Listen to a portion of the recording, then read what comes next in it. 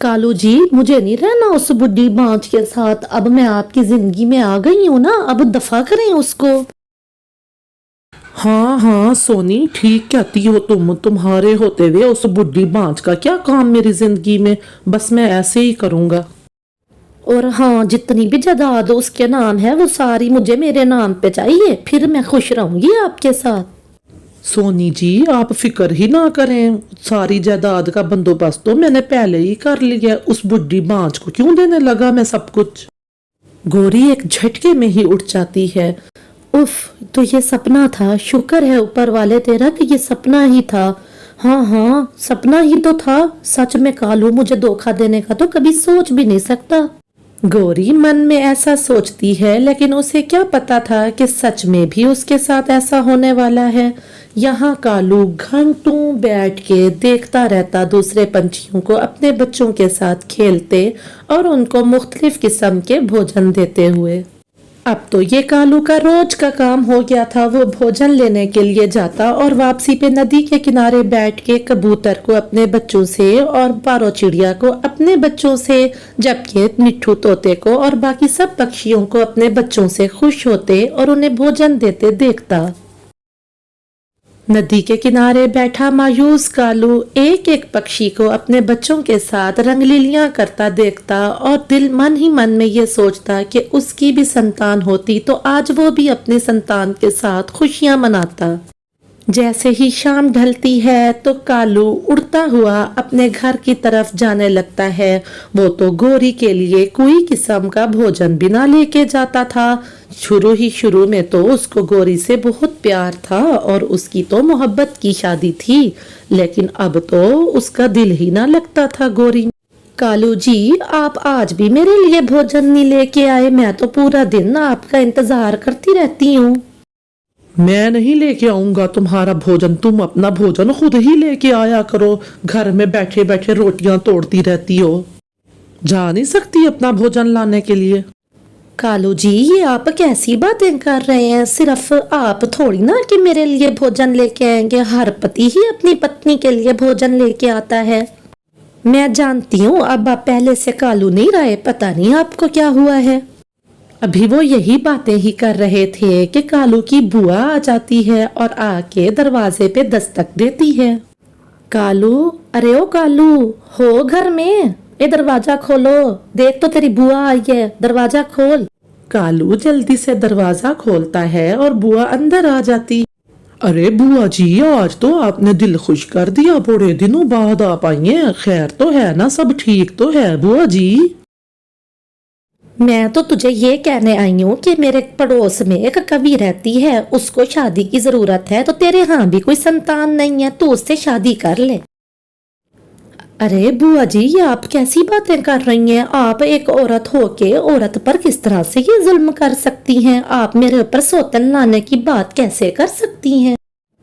1 साल से इंतजार किया है, तू हमारे परिवार को ना आगे बढ़ा सकी। अब शादी तो कालू को करनी ही होगी हर सूरत। हाँ हाँ बुआ जी, संतान की इच्छा तो हर पक्षी के मन में होती है। मुझे ये रिश्ता मंजूर है। 1 साल से तो मैंने भी इंतजार किया है। गोरी बहन, आप नदी के किनारे इस तरह से बैठ के क्यों रोए जा रही हो? क्या बताऊं मैं तुम्हें पारो बहन, वो बुढ़ी मर्रे बुढ़ी वो कालू की दूसरी शादी करवा रही है। कालू की बुआ, उसकी बात कर रही हूँ, दूसरी शादी करवा रही है उसकी। और वो कालू मेरा पति, उसने तो इतनी भी शर्म हया ना की, मेरे सामने ही अपनी बुढ़ी बुआ को हाँ कर दी। कल सुबह सवेरा होते ही जाएगा और अपनी दूसरी पत्नी को लेके आएगा घर में। अरे संतान का होना या ना होना हम पक्षियों के हाथ में थोड़ी ना होता है। ये तो ऊपर वाले की मर्जी से ही होता है किसको कितनी संतान दे और किसको दे ही ना। चलो अब आप रोना बस करो। ये रोना तो अब पूरी जिंदगी का है। मैं जानती हूँ आपने सुबह से ही कुछ नहीं खाया। ये थोड़ा अनाज है जो आप खा लो।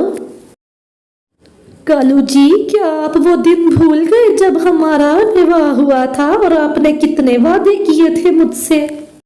हाँ हाँ, लेकिन पापा बनने की ख्वाहिश तो मेरे भी मन में है। लेकिन ये मेरे हाथ में तो नहीं है। ये तो ऊपर वाले की मर्जी है, वो जिसको दे या जिसको ना दे। अब छोड़ो ये बातें और बताओ मेरी पगड़ी और सेहरा कहाँ है? सुबह सुबह ही मैंने जाना है। सुबह होते ही कालू अपनी दूल्हे वाली पगड़ी और सेहरा पहन के अपनी बुआ के यहाँ निकल जाता है। वो तो कुछ ज्यादा ही जल्दी उठ गया था और तैयार होके ही चला जाता है। अरे कालू, कुछ सब्र नहीं कर सकता था? तू तो सुबह सुबह होते ही आ गया, इतनी भी क्या जल्दी थी तुझे आने में? वो बुआ जी, मैंने कहा मुझे आने में देर ना हो जाए, इसलिए सारी तैयारी तो मैंने रात को ही कर ली थी। चल अच्छा ठीक है, सोनी को भी मैंने बता दिया था। चल वहां चलते हैं, वो भी तैयार होके ही बैठी होगी। चल चलते हैं उधर। हाँ हाँ बुआ जी चलो, मुझसे भी इंतजार नहीं हो रहा। पता नहीं कैसी होगी मेरी दुल्हन। फिर वो दोनों उड़ते हुए सोनी के यहाँ जाने लगते हैं। कालू ज्यादा ही तेज उड़ रहा था, उसको तो कुछ ज्यादा ही खुशी थी। अरे ओ कालू, अरे कल मोहे, मैं इतना तेज नहीं उड़ सकती, रुक तो जरा आहिस्ता उड़। अच्छा तो आप हो कालू जी? कालू जी, मुझे मकाई के दाने बहुत पसंद हैं और मिठाई की तो मैं दीवानी हूँ, दीवानी। मैं मिठाई भी खाती हूँ। सोनी जी, आप तो अपने नाम से भी ज्यादा सुंदर हो। आप फिक्र ना करो, मैं आपके लिए तरह तरह के भोजन लेके आया करूंगा। और हाँ, मैं ज्यादा सुनने सुनाने की कायल नहीं हूँ। आप अपनी पत्नी को समझा के रखना।